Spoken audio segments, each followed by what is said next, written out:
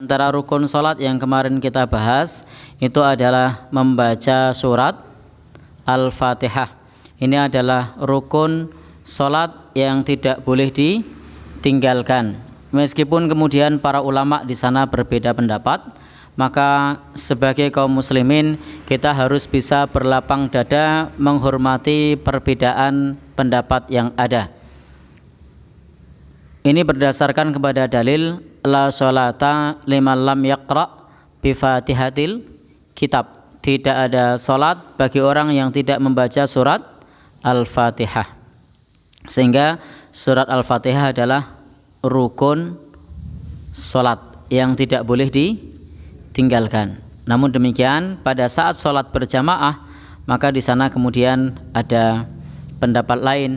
Semisal pandangan ulama mazhab Maliki yang menyebutkan bahwasanya bagi jamaah cukup mendengarkan ketika imam membaca surat Al-Fatihah. Demikian pula dalam mazhab Hanafi cukup mendengarkan jika imam membaca surat Al-Fatihah. Lain halnya dengan mazhab Syafi'i, bahwasanya di situ tetap dibaca meskipun imam sudah membaca surat Al-Fatihah. Kemudian rukun yang lain yang kemarin sempat kita singgung itu juga adalah terkait dengan tumak ninah. Tumak ninah ini adalah juga bagian dari rukun sholat. Maka kita tidak boleh untuk meninggalkan tumak ninah. Jadi tumak ninah ini hendaknya selalu kita laksanakan. Tumak ninah ini artinya adalah diam sejenak selepas kita membaca doa. Jadi ketika kita sujud, bacaan sujud ada variasi, ada yang pendek, ada yang panjang. Misalnya subhana rabbiyal a'la atau subhanakallahumma rabbana wa bihamdika Allahumma gfirli, itu tidak langsung takbir, tetapi diam sejenak kemudian takbir baru bangkit. Nah, kalau kemudian tidak diam sejenak berarti tidak melakukan tumak ninah. Nah, jadi diam sejenak itu bukan diam lama ya. Jadi hanya sejenak. Artinya kalau misalnya dalam posisi i'tidal itu kita sempat berdiri sempurna, tidak hanya sekedar sami Allahu liman hamidah rabbana walakal ham Allahu akbar mengayun, begitu tidak begitu. Kalau misalnya hanya mengayun seperti itu berarti belum tumak ninah.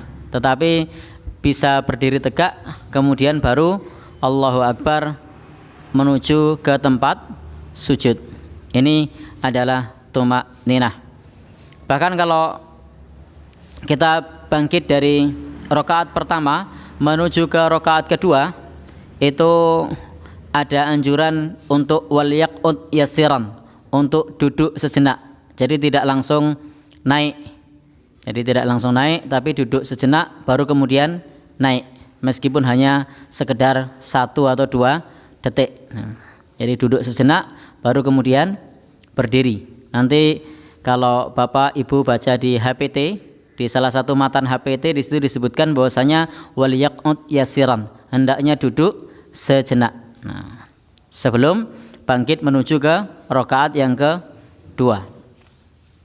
Baik, Bapak, Ibu, ikhwan dan akhwat yang berbahagia yang dirahmati Allah Subhanahu wa taala, itu kemarin yang sudah kita bahas tentang tumak ninah. Karena kalau tidak tumak ninah, maka salat kita tidak sempurna. Jadi salat kita tidak sempurna. Nah, ada satu pertanyaan di sini, bagaimana kalau seseorang pada saat salat tersebut tidak tumak ninah, maka sholatnya tidak sempurna. Jadi kalau orang itu sholat dan sholatnya tidak tumak ninah, maka sholatnya tidak sempurna.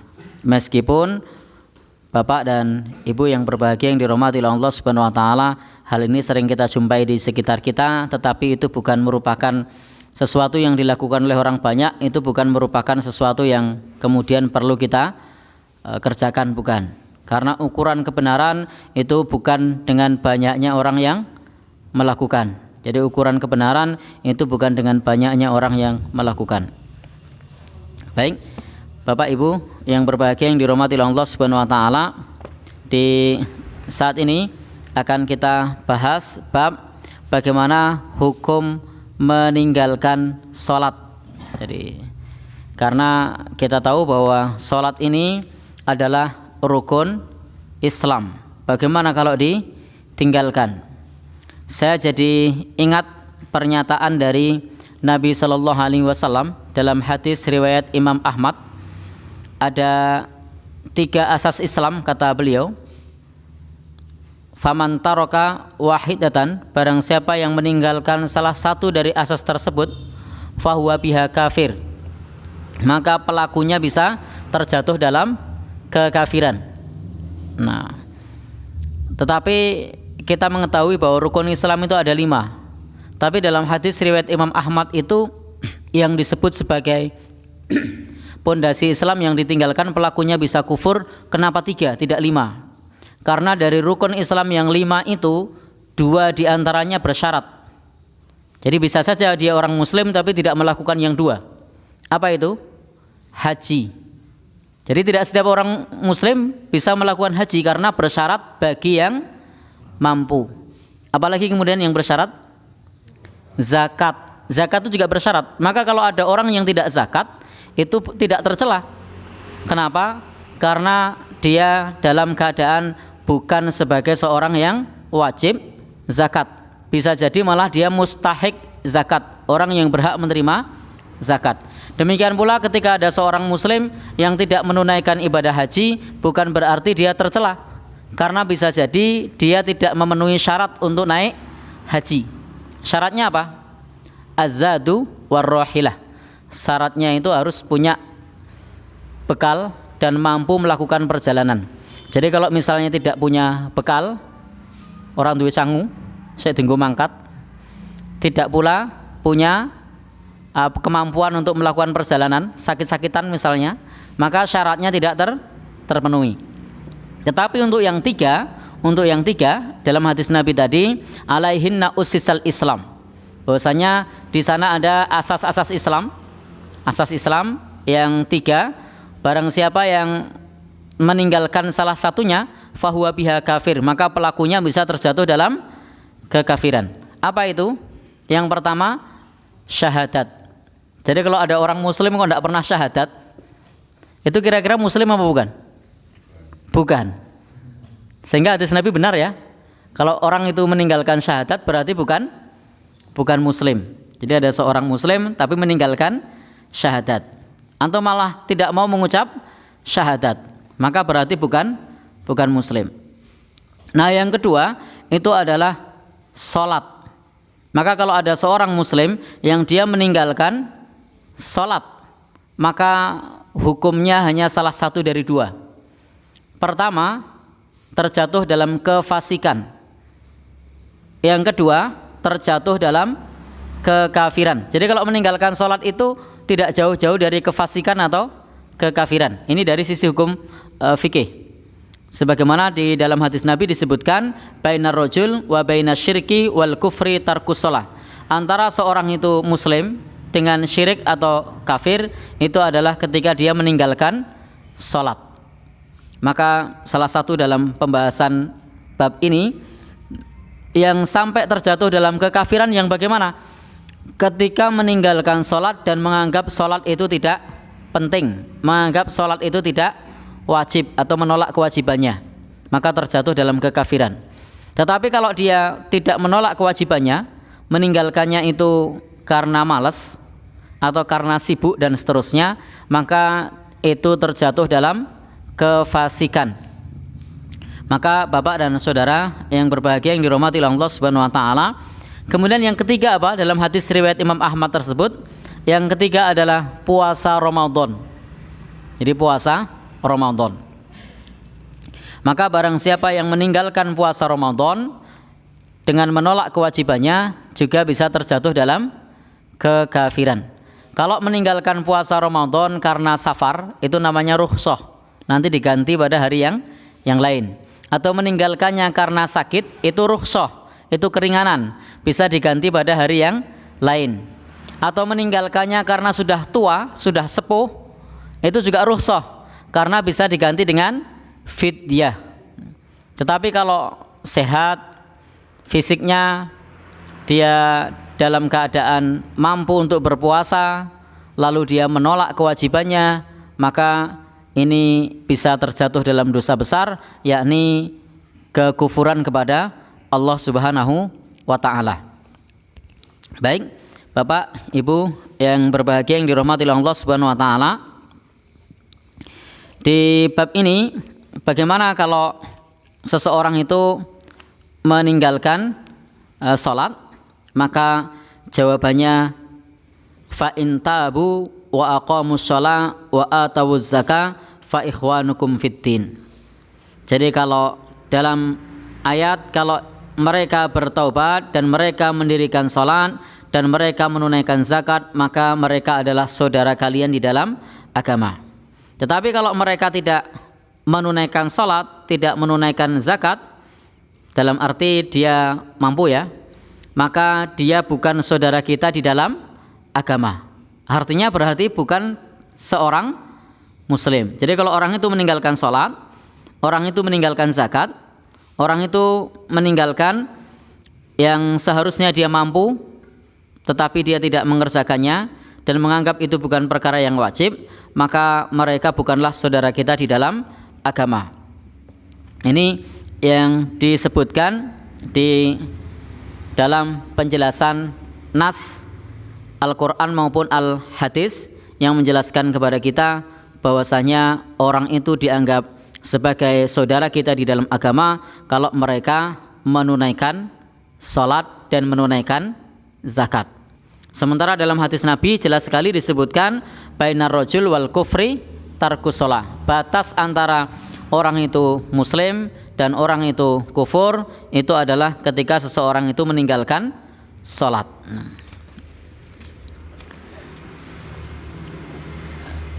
Syekhul Islam juga menjelaskan di bab ini, di sini menggunakan lafadz yang didahului dengan alif lam, menunjukkan kufurnya kufur besar, bukan kufur kecil.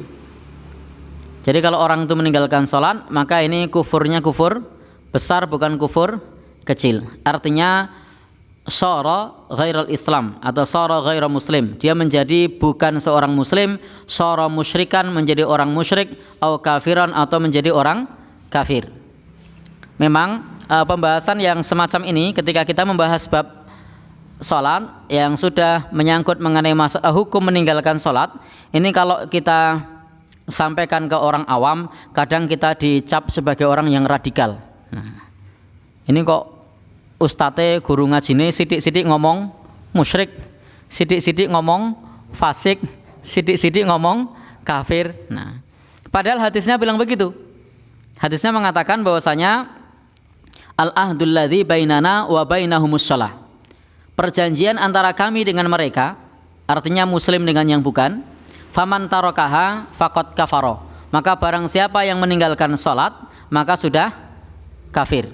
Jadi di sini disebutkan oleh Nabi sallallahu alaihi wasallam, anna Rasul sallallahu alaihi wasallam qol, bahwasanya Rasulullah sallallahu alaihi wasallam bersabda, al-ahdul ladzi bainana wa bainahumus shalah. Perjanjian antara kami dengan mereka itu adalah salat. Maka faman tarakaha faqad kafara. Barang siapa yang meninggalkan salat, maka sudah kufur, sudah melakukan kekafiran. Maka perjanjian antara kita dengan orang kafir itu adalah salat. Maka kalau orang itu tidak menunaikan salat, maka terjatuh di dalam kekafiran. Syara minhum wa laisa minna. Maka mereka menjadi bagian dari orang kafir dan bukan bagian dari umat muslim. Ini hadis dari Rasulullah sallallahu alaihi wasallam. Maka kita perlu berhati-hati di dalam masalah salat ini, jangan sampai kita bermudah-mudahan meninggalkan salat karena rentan terjatuh dalam kekafiran. Maka Bapak, Ibu, ikhwan dan akhwat yang berbahagia yang dirahmati oleh Allah Subhanahu wa taala, qulil haq walau kana murran. Katakan yang benar meskipun itu pahit. Jadi katakan yang benar meskipun itu pahit.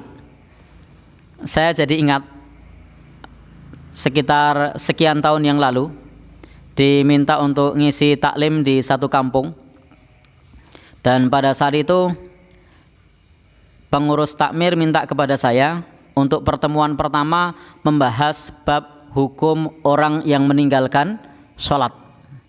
Rencananya taklim tersebut rutin, tetapi Ustadz ini minta karena banyak yang sholatnya masih bolong-bolong dan banyak orang yang belum sholat, maka mereka diundangi. Lalu kemudian saya diminta ngisi materi hukum orang yang meninggalkan sholat. Maka saya sampaikan apa adanya seperti ini. Nah, pada saat sesi tanya jawab, kita minta untuk bertanya yang belum paham. Tidak ada yang bertanya. Begitu saya pulang, ternyata jamaah pada ribut. Ustadznya radikal. Kemudian ustadznya keras. Kemudian segera menghubungi yang menghubungi saya itu untuk menyampaikan tidak jadi pengajian rutin, di cancel. Sudah. Hanya karena menyampaikan hukum orang yang meninggalkan sholat. Bahkan ada salah satu pernyataan Imam Ibnu Hazm disebutkan, la dzambun a'dzamun ba'da syirkin, tidak ada dosa yang lebih besar setelah syirik. Artinya dosa tersebut adalah besar, tapi besarnya di bawah dosa syirik. Illa ta'khirus shalah, melainkan dia meninggalkan sholat sampai lewat waktunya. Jadi meninggalkan sholat sampai lewat waktunya sengaja, itu juga termasuk dosa besar. Apalagi tidak mengerjakan sholat, apalagi menganggap sholat itu bukan kewajiban, itu lebih-lebih lagi. Jadi itu diantara hal yang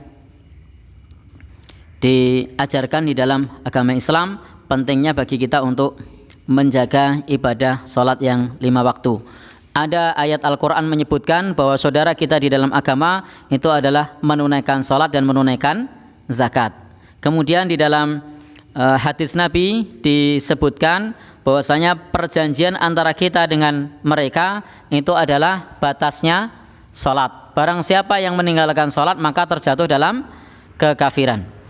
Lalu kemudian yang ketiga dari pernyataan sahabat. Tadi ada dalil dari Al-Quran, ada dalil dari hadis Nabi, ada dalil dari pernyataan para sahabat Rasulullah SAW. Ini ada di antaranya adalah apa yang disampaikan oleh para sahabat Rasulullah SAW tentang masalah meninggalkan sholat. Karena ashabun Nabi SAW, dulu para sahabat Nabi SAW, la yarawna syai'an minal a'mal, mereka tidak melihat sesuatu pun amal. Jadi tidak mereka lihat sesuatu pun amal-amal yang tarokahu, ketika orang itu meninggalkannya, kafaro, menjadikannya dia terjatuh dalam kekafiran, ghairas shalah, selain salat. Maka ini dinukil sebagai ijma' sahabat. Ini adalah ijma' sahabat bahwasanya orang yang meninggalkan salat hukumnya adalah kafir atau telah keluar dari Islam. Ini sebagaimana yang masyhur dari pendapat yang menyatakan bahwasanya meninggalkan sholat itu adalah kufur, maka ini adalah merupakan bagian dari ijma' sahabat. Ini adalah kesepakatan para sahabat Rasulullah SAW. Jadi ada dalil Al-Quran, ada dalil hadis Nabi, ada dalil ijma' sahabat. Artinya para sahabat semua sepakat bahwasanya ketika meninggalkan sholat itu hukumnya adalah kufur. Bahkan waqala Umar bin Al-Khattab, sahabat Umar bin Khattab mengatakan, la hadza fil Islam liman taraka shalah. Tidak ada tempat di dalam Islam bagi orang yang meninggalkan salat. Jadi sahabat Umar bin Khattab mengatakan tidak ada tempat di dalam Islam bagi orang yang meninggalkan salat. Artinya di sini kalau orang itu meninggalkan salat maka dia bukan seorang muslim. Kalau kita melihat secara lebih mendalam atas apa yang diucapkan oleh sahabat Umar, bahwasanya memang tidak ada tempat di dalam agama ini bagi orang yang meninggalkan sholat, sehingga sholat ini menjadi persoalan yang sangat serius. Bahkan di dalam hukum-hukum yang terkait dengan masalah fikih, terkait masalah ibadah yang lain, itu nanti sangat berpengaruh kalau orang tersebut meninggalkan sholat. Ada pengaruhnya. Apa di antara pengaruhnya? Bapak dan saudara yang berbahagia yang dirahmati oleh Allah Subhanahu wa taala, bahwa di antara pengaruhnya adalah kalau dia meninggalkan sholat maka statusnya murtad dari Islam. Jadi statusnya sudah murtad dari Islam ketika meninggalkan sholat, tentu dengan menolak kewajibannya. Jadi meninggalkan sholat dan menolak kewajibannya. Yang kedua, bahwasanya kalau orang itu menikah, pada saat menikah melakukan akad nikah, fal aqdu batilun, maka akadnya adalah batil. Jadi kalau ada orang meninggalkan sholat, menganggap sholat tidak wajib, maka akad nikahnya, jika melakukan akad nikah, maka akad nikahnya batil, akad nikahnya tidak sah. Dan perempuan yang dinikahi itu tidak halal baginya, karena bapak dan saudara yang berbahagia yang dirahmati oleh Allah Subhanahu wa taala, orang yang kufur tidak boleh menikahi perempuan muslimah. Jadi orang yang kufur tidak boleh menikahi perempuan muslimah. Sehingga konsekuensinya sampai kepada pernikahannya pun batal karena menolak kewajiban sholat, karena meninggalkan sholat. Tidak hanya sampai di situ, di bab ini juga menjelaskan kepada kita bahwasanya kewaliannya atas anaknya ini juga tidak sah. Jadi kalau ada seorang ayah, yang ayah ini meninggalkan sholat atau tidak menjalankan sholat, tentu meninggalkan sholat yang menolak kewajibannya, maka kalau dia menjadi wali nikah, maka kewaliannya juga tidak sah. Jadi kewaliannya tidak sah. Maka bapak dan saudara yang berbahagia yang dirahmati oleh Allah Subhanahu wa taala, kalau di tempat kita biasanya KUA mensiasati. Apa siasat KUA? Ya? Bukan. Sebelum akad nikah biasanya disyahadat dulu. Jadi biasanya disiasati oleh KUA. Nah, sehingga meskipun dia sebelumnya tidak sholat, karena disyahadat dulu maka dihitung baru masuk Islam. Itu kalau peristiwa itu mungkin zaman waktu dulu mungkin masih banyak yang bisa dikatakan meninggalkan sholat untuk orang-orang tua. Itu lalu bagaimana? Jangan contohnya saya dalam hati ini, orang tua saya itu menikahkan saya mungkin kan nggak tahu sholat atau enggak, saya juga kayaknya juga enggak. Itu terus status saya itu gimana sebagai misalkan orang tua ataupun tidak sholat? Ya, terima kasih. Jadi di bab ini kita sama-sama mengetahui tadi bahwa di tempat kita ini biasanya KUA mensiasati sebelum akad nikah itu ada syahadat dulu, sehingga Islamnya dianggap masih baru, sehingga pernikahannya tetap sah. Baik bapak dan saudara yang berbahagia yang dirahmati Allah Subhanahu wa taala, itu yang saya saksikan di sekitar kita loh. Saya tidak tahu di tempat lain. Begitu kan? Padahal kalau kita baca tentang masalah rukun nikah itu tidak ada syahadat. Ada enggak syahadat dalam rukun nikah? Tidak ada. Kenapa disyahadat? Nah, karena salah satunya kalau orang itu orang yang tidak menegakkan sholat 5 waktu, kalau kemudian menjadi wali atau melakukan pernikahan, akad nikahnya batal. Tetapi ketika dia baru masuk Islam, maka akad nikahnya sah. Nah, itu salah satunya. Kemudian juga kita harus melihat kepada hukum bahwa sesuatu yang sudah berlalu itu tidak dianggap. Nah, lihat misalnya para sahabat dulu sebelumnya itu adalah orang yang kafir dan mereka sudah menikah pada saat mereka dalam keadaan kafir. Ketika mereka masuk Islam, apakah mereka mengulang nikahnya? Tidak. Jadi ketika mereka sudah masuk Islam, nikahnya dahulu tidak perlu diulang. Itu sudah berlalu. Nah, itu sudah berlalu. Demikian pula dalam Al-Qur'an itu tentang taubat orang yang melakukan riba. Di dalam Al-Quran disebutkan bahwasanya faman ja'ahu mau'idhatum mir rabbih fangtaha. Barang siapa yang mendapatkan nasihat dari Allah tentang masalah riba hendaknya berhenti.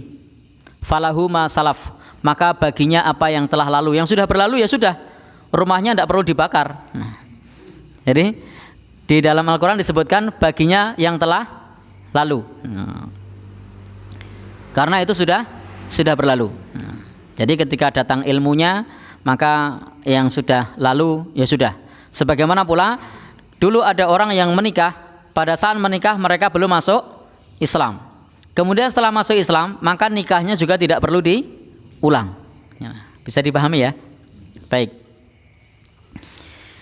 Jadi ini sampai punya konsekuensi ke sana terkait mengenai masalah hukum akad nikahnya, kemudian juga mengenai masalah kewaliannya karena menolak menunaikan ibadah sholat atau menolak kewajiban sholat. Karena la yumkin ayyakuna waliyan ala muslimin abada. Jadi di sini disebutkan li'annal kafira, tidak karena seorang yang kafir, karena orang kafir itu la yumkin, tidak mungkin ayyakuna waliyan, dia menjadi wali ala muslimin bagi seorang muslim selama-lamanya. Hatta meskipun itu kepada putrinya. Jadi meskipun itu kepada putrinya. Baik, Bapak dan Saudara yang berbahagia yang dirahmati oleh Allah Subhanahu wa taala. Jadi di sini konsekuensinya sampai ke sana. Bapak Ibu yang berbahagia yang dirahmati oleh Allah Subhanahu wa taala. Kemudian lagi apa? Di antara konsekuensi yang lain selain tadi akad nikahnya rusak karena menolak kewajiban sholat, menolak kewajiban menunaikan atau menegakkan ibadah sholat. Konsekuensi yang lain adalah kewaliannya, dan masih ada konsekuensi lain. Apa di antara konsekuensi lain itu? Bapak dan Saudara yang berbahagia yang dirahmati oleh Allah Subhanahu wa taala, di antaranya adalah kalau meninggal tidak perlu disolati. Jadi orang yang menolak kewajiban sholat itu kalau meninggal tidak perlu disolati. Sholat jenazah maksud saya. Maka Bapak Ibu yang berbahagia yang dirahmati oleh Allah Subhanahu wa taala, ini bukan pembahasan mengenai bab masalah radikal, bukan, keras bukan, tetapi ini konteksnya adalah bahwa orang yang menolak kewajiban sholat, jadi tidak sama hukumnya dengan orang yang malas sholat. Maka ketika dia menolak kewajiban sholat, maka statusnya Bapak Ibu yang berbahagia yang dirahmati oleh Allah Subhanahu wa taala tidak sah di dalam berbagai hal yang tadi sudah kita sebutkan. Demikian pula dia tidak berhak untuk disolatkan. Ayat Al-Quran mengatakan wala tusalli ala ahadim minhum mata abada. Jangan menyolatkan kepada seorang di antara mereka yang mati selama-lamanya. Wala takum ala qabri, dan jangan berdiri di atas kuburnya. Maksudnya mendoakan. Innahum kafaru billahi wa rasulih, karena mereka ingkar kepada Allah dan Rasulnya. Wa matu wa hum fasikun, dan mereka meninggal dalam keadaan fasik. Maka Bapak Ibu yang berbahagia yang dirahmati oleh Allah Subhanahu wa taala, namun demikian kalau kita mau menyolatkan jenazah tidak perlu tanya dulu, tuh orang sholat enggak ya? Saya mau nyolatin apa enggak ya? Jadi tidak perlu tanya sama yang punya rumah. Pak, ini saya kan takziah ke tempat Bapak, saya mau tanya nih, jenazahnya dulu sholat enggak? Kenapa Pak? Kalau enggak sholat ya saya enggak nyolati. Kalau dia sholat saya mau nyolati. Ini namanya golek musuh. Jadi tidak perlu tanya. Kalau zahirnya dia seorang muslim, milikilah prasangka yang baik, dia mengerjakan sholat. Kalau zahirnya muslim, milikilah prasangka yang baik, zahirnya sholat. Kecuali Anda mendapatkan bukti bahwasanya dulu tidak sholat. Jadi kulino ngerti ora sholat ya sudah. Ketika takziah tidak perlu mensolatkan. Tetapi kalau misalnya kita tidak tahu bahwasanya dia tidak punya bukti bahwasanya dia orang yang menolak kewajiban sholat, maka tidak perlu bertanya. Karena hakikatnya seorang muslim itu harus kita memiliki prasangka yang baik. Jadi kita punya prasangka yang baik kepada orang yang zahirnya sebagai seorang yang muslim. Bapak Ibu yang berbahagia yang dirahmati Allah Subhanahu wa taala. Jadi sampai punya konsekuensi seperti itu. Karena itu kita di dalam bab ini, bab meninggalkan sholat ini, perlu kita sampaikan kepada putra-putri kita, kepada saudara kita, jangan sampai sholat ini lepas dari kita. Apapun yang terjadi, di posisi, di situasi seperti apapun, kita harus tetap menegakkan ibadah sholat 5 waktu, mengingat besarnya tanggung jawab kita sebagai seorang muslim untuk menegakkan ibadah sholat 5 waktu. Dan ini adalah kewajiban. Dosa meninggalkan kewajiban itu lebih besar daripada melanggar larangan. Jadi Bapak Ibu yang berbahagia yang dirahmati Allah, insya Allah bahwa maksiat itu ada jenis maksiat meninggalkan kewajiban, ada jenis maksiat meninggalkan kewajiban, ada jenis maksiat melanggar larangan. Jadi ada dua ya. Yang pertama adalah jenis meninggalkan kewajiban, yang kedua maksiat jenis melanggar larangan. Nah, dosanya besar mana? Maksiatnya besar maksiat meninggalkan kewajiban. Jadi besar maksiat meninggalkan kewajiban. Maka kalau ada orang, tapi ini saya tidak merekomendasikan lalu kemudian bermaksiat melanggar larangan ya, bukan ya. Tetapi ini konteksnya adalah perbandingan. Sehingga tidak mengherankan kalau para ulama menyebutkan bahwa dosa berjudi dengan dosa meninggalkan sholat itu lebih besar dosa meninggalkan sholat dibandingkan dosa berjudi. Tapi ini bukan berarti rekomendasi berjudi, bukan. Ini menunjukkan bahwasanya berjudi itu juga dosanya besar, tapi lebih besar lagi dosa meninggalkan sholat. Lebih besar lagi ketika berjudi meninggalkan sholat. Itu lebih besar lagi. Karena sudah melakukan dua-duanya. Melakukan judinya dan juga meninggalkan sholatnya. Demikian pula bentuk larangan-larangan yang lain. Ada orang minum minuman keras, kemudian dia ini, Bapak Ibu yang berbahagia yang dirahmati Allah, meninggalkan sholat. Maka dia dapat dua-duanya, maksiat melanggar larangan minum minuman keras dan maksiat meninggalkan kewajiban. Maka ini lebih besar lagi. Ini lebih besar lagi. Maka kalau meninggalkan kewajiban dengan melanggar larangan, dosanya lebih besar meninggalkan kewajiban. Maka jangan sampai kita meremehkan kewajiban lalu kemudian seenaknya kita tinggalkan. Kadang-kadang ada orang yang dia biasa meninggalkan sholat, ya, biasa meninggalkan sholat, tetapi kalau minum minuman keras kemudian Bapak dan saudara yang berbahagia yang dirahmati Allah Subhanahu wa taala, dia merasa berat. Nah, ini Bapak dan saudara yang berbahagia, ada sisi positifnya. Apa? Tidak mau minum minuman keras, tetapi dia tidak menyadari bahwa sesungguhnya dia setiap hari juga melakukan dosa yang lebih besar. Jadi apa itu dosa yang lebih besar? Meninggalkan sholat. Baik. Sehingga di sini perlu kita sebagai umat Islam untuk memberikan edukasi kepada kita, putra-putri kita, keluarga kita, pentingnya untuk menegakkan, menjalankan kewajiban dari Allah Subhanahu wa taala, jangan sampai kemudian kita tinggalkan karena konsekuensinya panjang, sampai-sampai tadi kita sebagai seorang muslim tidak perlu dan tidak boleh menyolatkan jenazah mereka jika meninggalkan sholat dalam keadaan menolak kewajibannya. Lalu bagaimana kalau ada orang yang meninggalkan sholat tapi dia malas dan dia masih yakin sholat itu wajib? Nah, jadi ada orang meninggalkan sholat tapi karena malas, masih yakin sholat itu wajib, atau meninggalkan sholat karena sibuk dan di hati kecilnya dia masih pengen sholat. Nah, maka ini tidak dihukumi kafir. Ini tidak dihukumi kafir, tetapi ini adalah termasuk perbuatan yang statusnya adalah kufrun duna kufrin, artinya kufur yang tidak kufur, artinya kufur yang tidak kafir. Jadi Bapak dan saudara yang berbahagia yang dirahmati Allah Subhanahu wa taala, itu statusnya adalah fasik, kufur yang tidak kufur, maksudnya kufur kecil. Sehingga orang yang seperti ini maka kalau meninggal dunia masih disolatkan, Tentu Bapak Ibu yang berbahagia yang dirahmati Allah, sebagaimana dalam kitab-kitab sifat salat Nabi, di sana dijelaskan hendaknya tokoh masyarakat tidak nyolati. Jadi kepada pelaku dosa besar,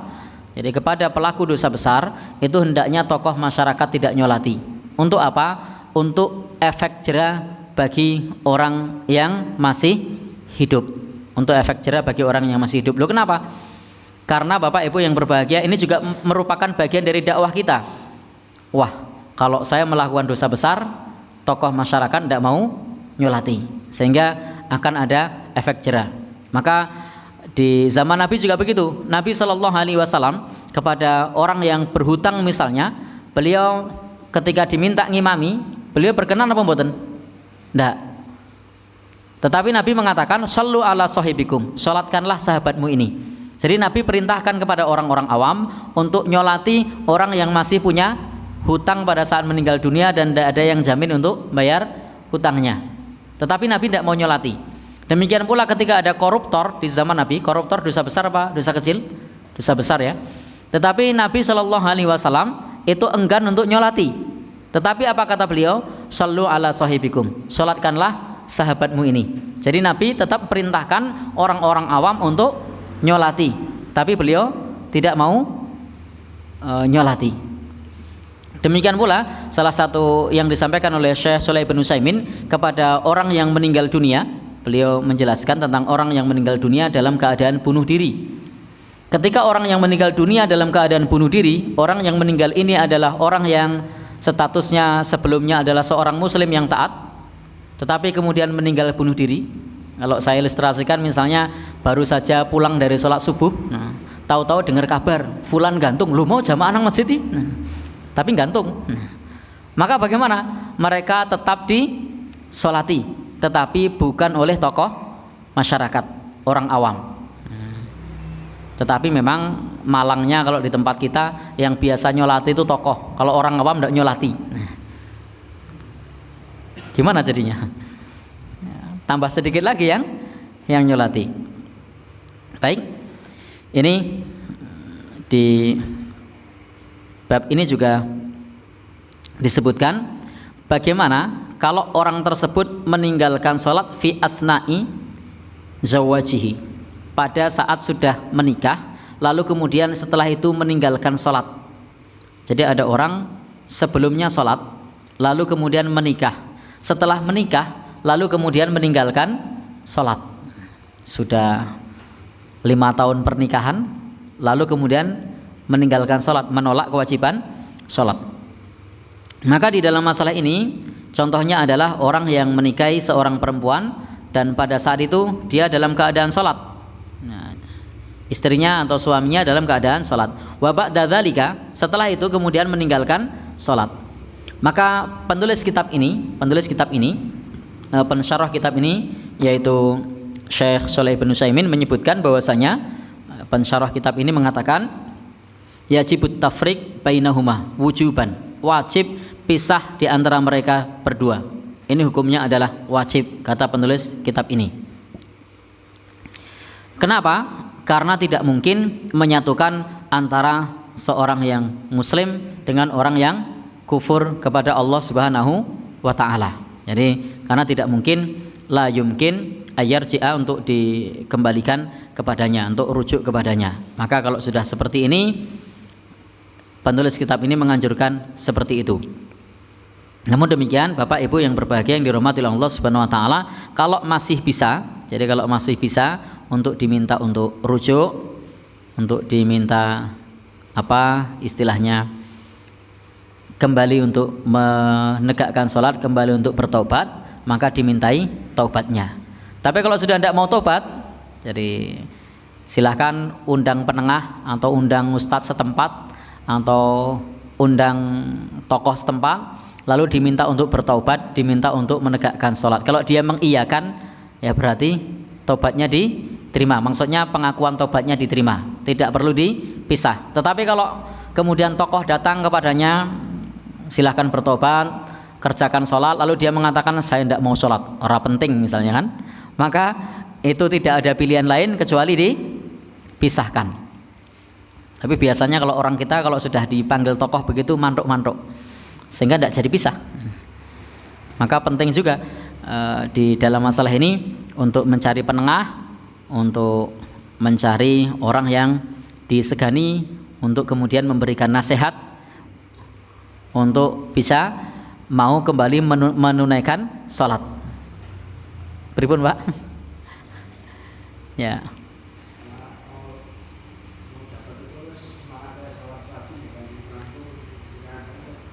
Oh gitu, pas mau dapat istri semangat sholat, begitu sudah dapat terus tidak sholat. Ya, naudzubillah.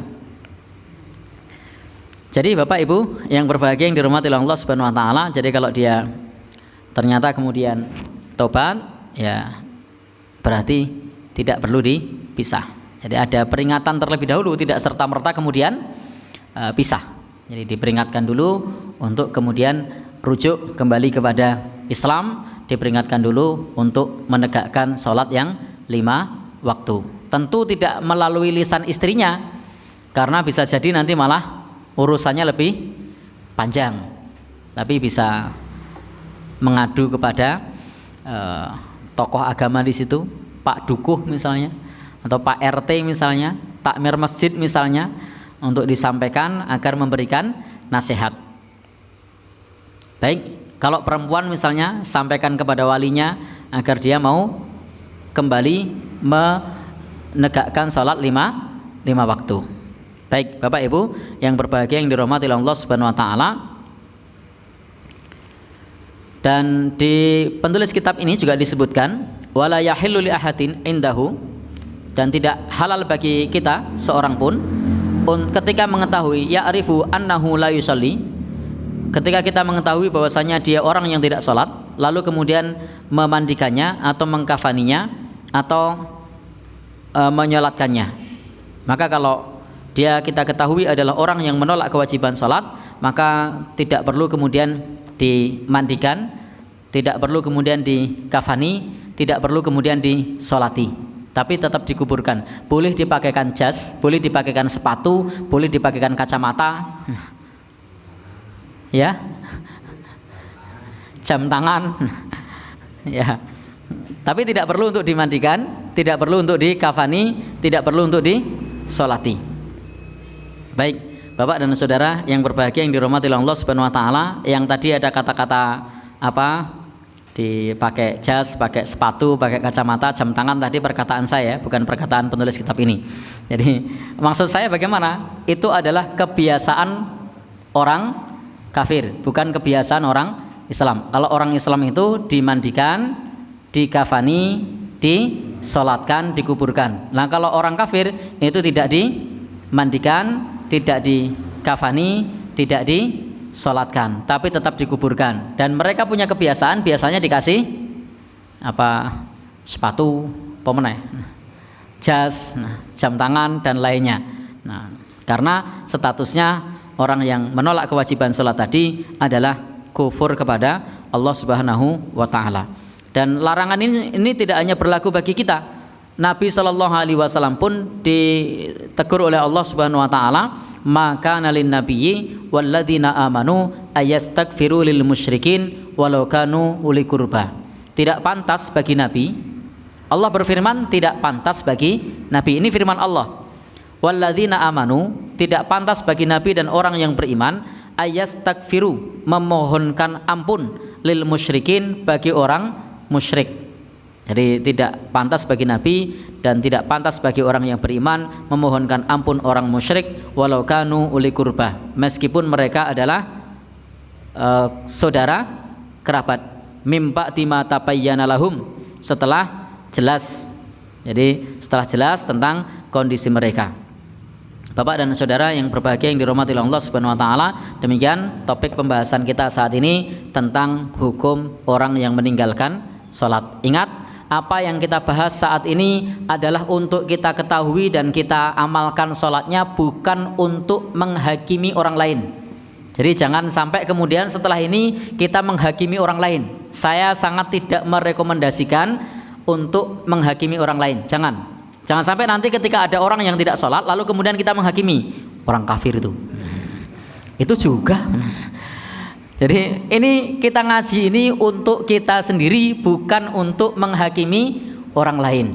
Dan boleh kita menyebutkan sesuatu yang sifatnya umum, bukan sesuatu yang sifatnya khusus. Contoh, orang menolak kewajiban sholat kafir, itu umum. Orang yang meninggalkan sholat fasik, itu umum. Tapi ketika ada orang yang meninggalkan sholat, tidak boleh kemudian kita tunjuk-tunjuk, orang fasik, tidak boleh. Jadi bukan untuk itu. Jadi bukan untuk menghakimi. Engko gek bar metu pengajian saka kene terus tiba-tiba, ngopo wong fasik. Nah, ini malah bikin runyam masalah. Bukan untuk itu. Ini adalah untuk diri kita sendiri, untuk kita amalkan, bukan untuk menghakimi orang lain, bukan untuk nunjuk-nunjuk orang lain, bukan. Jadi saya sampaikan bukan untuk itu, tapi untuk kita, untuk keluarga kita, agar senantiasa tetap menegakkan ibadah sholat 5 waktu. Dan kalau mengenai masalah menjatuhkan hukum kafir kepada personal pribadi-pribadi, itu adalah bukan hak kita. Jadi kita tidak punya hak untuk itu. Kita hanya menghukumi zahir orang tidak menegakkan sholat 5 waktu, statusnya adalah fasik, bukan untuk tunjuk orang dia orang fasik, fulan fasik, bukan. Ketika ada orang menolak kewajiban sholat, itu hukumnya kafir, bukan untuk tunjuk-tunjuk orang yang kafir siapa saja, bukan. Ya, bukan begitu nggih. Wallahu alam bishawab. Cukup? Yang mana dulu nih?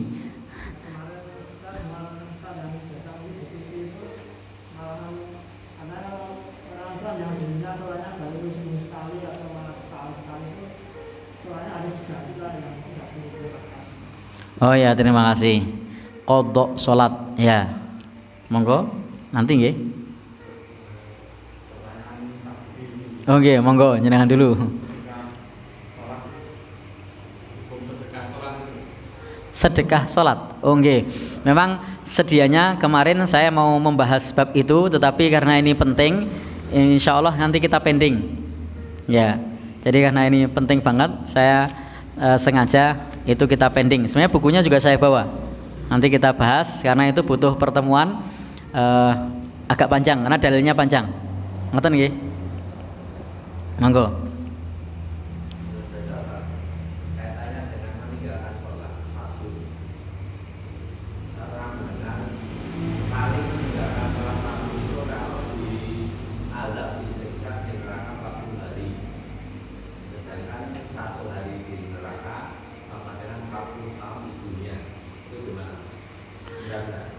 Oh ya, terima kasih. Baik. Ini yang pertama tentang qadha salat. Yang kita ketahui di bab ini, qadha salat itu hanya terjadi pada orang yang lupa. Jadi hanya terjadi pada orang yang lupa, yang pertama. Yang kedua, orang yang tidur. Jadi kalau dia lupa atau tidur, maka di qadha.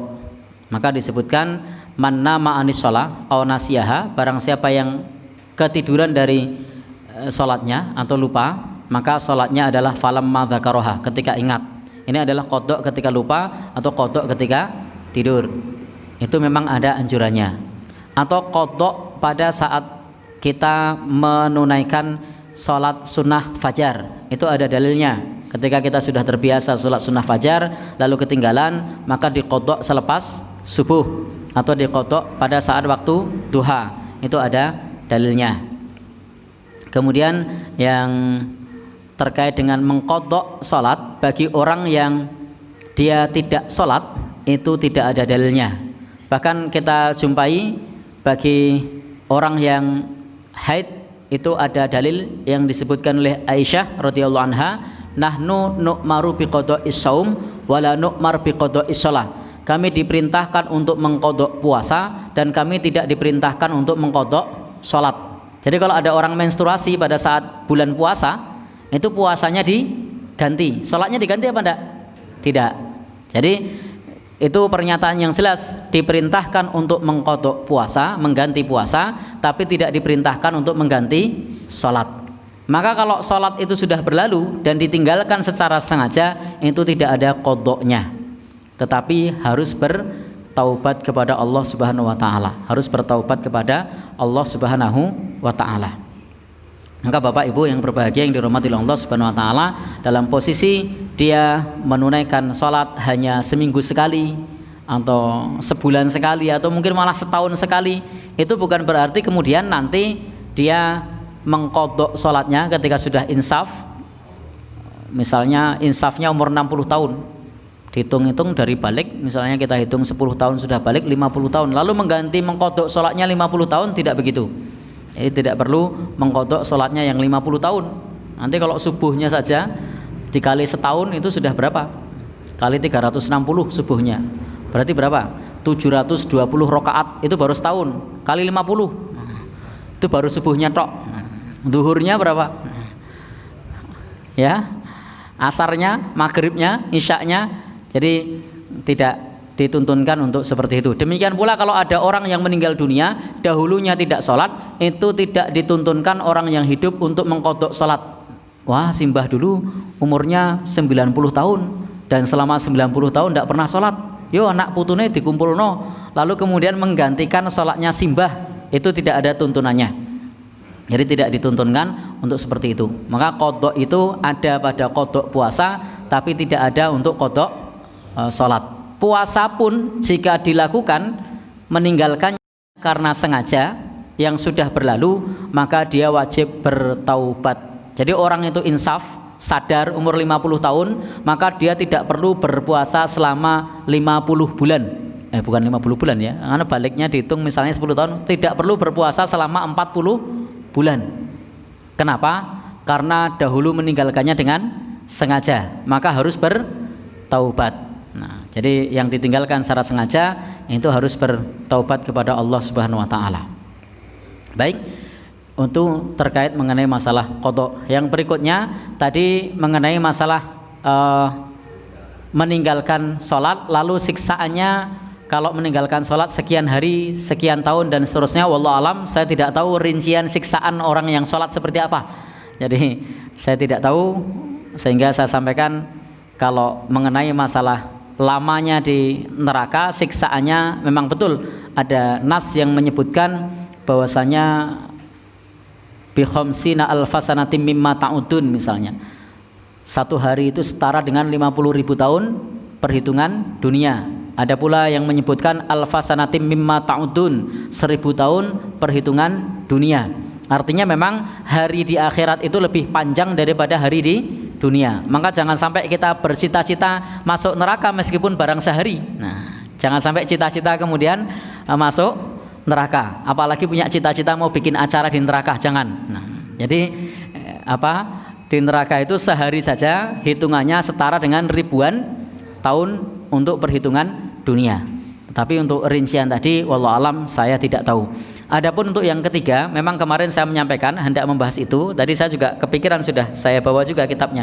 Memang begitu sampai di sini kok konsekuensinya oke banget. Nah, sehingga saya lebih berat menyelesaikan konsekuensi meninggalkan sholat. Jadi insya Allah itu kita pending. Mudah-mudahan minggu depan kita diberi kesempatan untuk membahas bab tersebut. Karena di bab tersebut cukup panjang dalilnya, dan nanti setelah itu kita lanjutkan di bab berikutnya, yakni bab menunaikan zakat. Nanti biar ndak kelupaan, ndak kelangkip lagi, nanti bab menunaikan zakatnya kita pending dulu, baru kita bahas bab itu. Nanti kalau bahas bab zakatnya lagi, nanti ndak malah ketutup lagi. Begitu Pak nggih? Allah alam bisawab. Nah. Loh, ada lagi? Oh iya, monggo. Ya. Ya, rukun salat. Ya.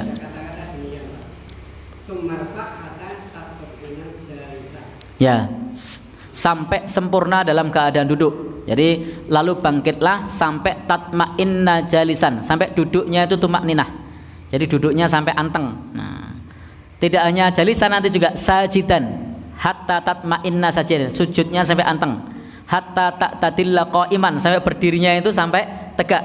Nah, sampai tatma'inna raki'an, rukuknya juga sampai anteng. Jadi tidak dientul ya, jadi Allahu Akbar, Allahu Akbar, Allahu Akbar, bukan, tapi sampai anteng. Jadi rukuknya anteng, kemudian duduknya sampai anteng, itu disebut tumak-ninah. Jadi ini salah satu rukun sholat, itu sampai tatma'inna sajidan, tatma'inna jalisan, tatma'inna raki'an, ta'tadilla qa'iman. Itu adalah dalil-dalil dari Rasulullah pentingnya tumak-ninah pada saat gerakan-gerakan sholat. Wallahu a'lam bishawab. Subhanakallahumma bihamdika asyhadu an la ilaha illa anta astaghfiruka wa atubu ilaik. Assalamualaikum warahmatullahi wabarakatuh.